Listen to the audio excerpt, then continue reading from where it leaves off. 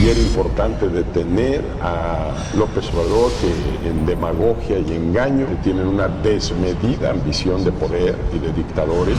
López Obrador también va a llevar a la quiebra a la economía de nuestro país. Daniel Bejarano, quien fue sorprendido con fajos de billetes, con ligas, y que la noticia de aquel entonces claramente señaló que usted sabía de lo que él estaba haciendo. Manuel, hay un entusiasmo político mexicano. ¿Cuáles son sus referencias? Benito Juárez. Está combatiendo contra una triple dictadura. Una dictadura financiera que obviamente le tiene pavor a que se le cobre lo que le adeuda a la nación, porque son parásitos. Una dictadura mediática que tiene totalmente controlada e intoxicada a la nación, y una dictadura electorera que es el Cuando él habla de la austeridad es real, no es una ficción. Realmente es un hombre austero. Yo no soy un cínico, a mí me afecta mucho. Es lo que estimo más importante en mi vida, mi honestidad. Estas son las voces que cuestionan, las que están a favor y las que están en contra de Andrés Manuel López Obrador, el Mesías o el Judas de México. Gracias a todos por estar nuevamente en este espacio de análisis donde apostamos por el pensamiento crítico, la introspección de lo que sucede en este país. Y me da mucho gusto recibir nuevamente a esta abogada, traductora y analista de medios alternativos. Marta, qué gusto que estés una vez más con nosotros. ¿Qué decir de la figura de Andrés Manuel López Obrador, el Mesías o Judas de México? Hola Hugo, muchas gracias, me da gusto estar aquí contigo. Muy interesante estos calificativos, el Mesías o el Judas. Creo que al final es un hombre que no es ni Judas ni Mesías, sino una persona que lucha, que nunca ha sido incongruente en el sentido que siempre ha apostado a la vía electoral, a la vía pacífica. Él aspira a ser presidente, nunca nos ha engañado. Empezó siendo luchador social, está en la política desde siempre y fue jefe de gobierno del DF y quiere ser presidente. Creo que su trayectoria ha sido muy distinta a los otros políticos a los que estamos acostumbrados. Y es que sin duda Andrés Manuel López Obrador es el líder opositor por excelencia contra este sistema, podamos estar a favor o en contra de la forma en que se maneja, en la forma que aborda la problemática, pero pues de que tiene un alcance masivo, pues lo tiene y lo vemos en cada meeting y sobre todo el pasado fin de semana en el Zócalo. Pero algo, Marta, de lo que se cuestiona la gente en el colectivo popular es de qué vive Andrés Manuel López Obrador, a quien lo tacha pues que vive del erario, que vive de sus simpatizantes y sobre todo con relación a Morena, Marta, esta situación de que al final de cuentas se está yendo por la vía legal, por la vía donde se constituirá probablemente en un partido político y será financiado por el erario. ¿De qué vive este personaje? Bueno, en primer lugar, él ha escrito no uno, varios libros que sí se han vendido ya de entrada entre sus seguidores, y esos libros reciben regalías, así es que de entrada ahí tiene su primera fuente de ingresos. En Morena, desde antes, cuando llevó a cabo antes de Morena, que estaba con otros movimientos, la gente apoyaba, yo fui una de las que apoyó y también daba algo de dinero. Mucha gente, poquito, mucho, está ahí. Andrés Manuel es una persona muy austera. Y otra de las cosas que habría que atender es estos rumores, es esta suspicacia sobre un despilfarro, pero no de él, porque no hay cuenta, no hay documento, no hay evidencia de que él no sea una persona austera, como siempre nos lo ha dicho, y no tenemos pues cómo decir lo contrario, pero sí hay ciertos escándalos, Marta, pues que no han dejado muy bien parado la gestión que tuvo o la gente con la que se rodea, y entre ellos es ese sueldo pues altísimo que reportaba no solo Televisa sino también algunos medios alternativos que recibía su chofer, que si bien era un gobierno, el del Distrito Federal, austero, pero que al chofer pues se le pagaba una cantidad pues enorme y que se le asemejaba en algunos medios pues como estos colaboradores de los otros, de los corruptos como Romero de Champs y otros tantos que hasta a sus empleados empleados de confianza, pues les pueden dar un dinero altísimo como recompensa por servirlos, Marta. Y estamos hablando del mismo ejemplo, del mismo caso. ¿O qué decir sobre el chofer de Andrés Manuel López Obrador?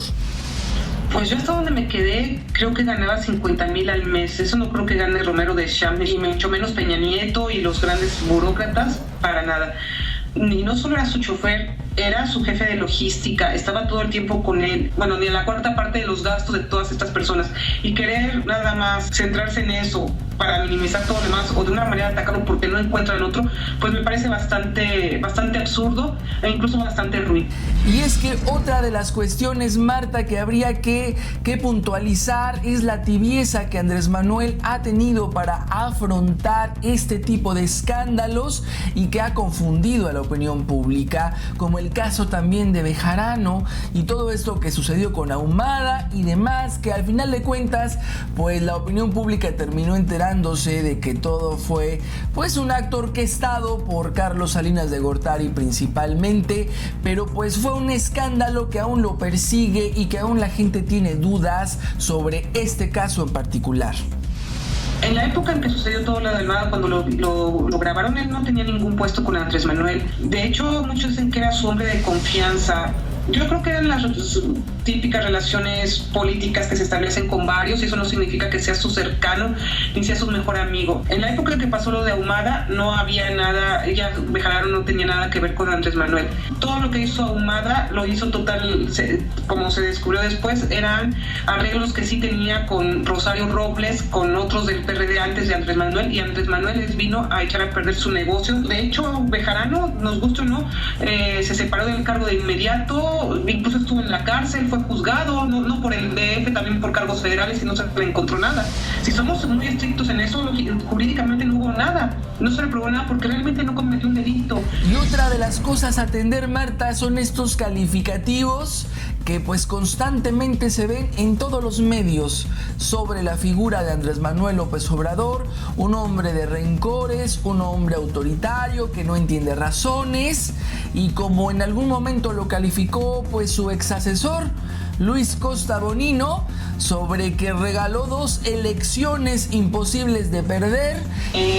Eran elecciones imposibles de perder, tan imposibles de perder que no las perdió. Fueron abrumadoras las pruebas que se encontraron del fraude que tuvieron que hacer tanto el PAN como el PRI, de distintas maneras, distintas formas de hacer fraude, pero tuvieron que hacerlo para ganarle a AMLO. AMLO no perdió. Entonces sí tienes razón, eran imposibles de perder y AMLO no las perdió. Es un autoritario y un rencoroso de de quién se ha vengado, qué les ha hecho, a qué cacería de brujas ha hecho en el mismo gobierno del DF, en qué es autoritario, en qué no hizo caso, les está tratando, pero también, bueno, tampoco va a poder hacerle caso a lo que le diga uno, a lo que diga otro, también tiene cierto criterio, y pues bueno. Entonces no sé de qué habla bien Luis Costa Bonino, porque lo dice ahora. Por un lado, reconocen que es el principal líder que ha surgido en nuestro país y con características muy diferentes a todos los demás políticos. ¿Y cómo lo ha hecho? Con una línea que ha seguido apostando a la vía electoral, a la vía pacífica. Y también, Marta, es importante saber, sobre todo para los capitalinos, ¿qué imagen dejó Andrés Manuel López Obrador mientras fue jefe de gobierno? Porque en los diversos medios pues se da cuenta de que fue un gobierno bastante positivo, pero pues nadie mejor que los que estuvieron ahí, que los que lo vivieron, para dar cuenta de qué calificativo ponerle, de qué fue el avance, y si de este proyecto de nación que tanto menciona, que tanto propone como pues candidato en su momento a la presidencia de este país, es cierto. ¿Cómo fue ese gobierno de Andrés Manuel en el Distrito Federal? Tan exitosa fue su gestión y tan buenas fueron sus ideas y las políticas que implantó, que Peña Nieto, que muchos otros estados hayan copiado, y mal, porque copiaron mal, porque lo usan electoralmente, toda su política social, todas sus medidas. La pensión universal para los adultos mayores, yo creo que ha sido uno de los avances principales entre tantas condiciones tan hostiles para la mayoría de la población. La mendicidad de adultos mayores bajó muchísimo.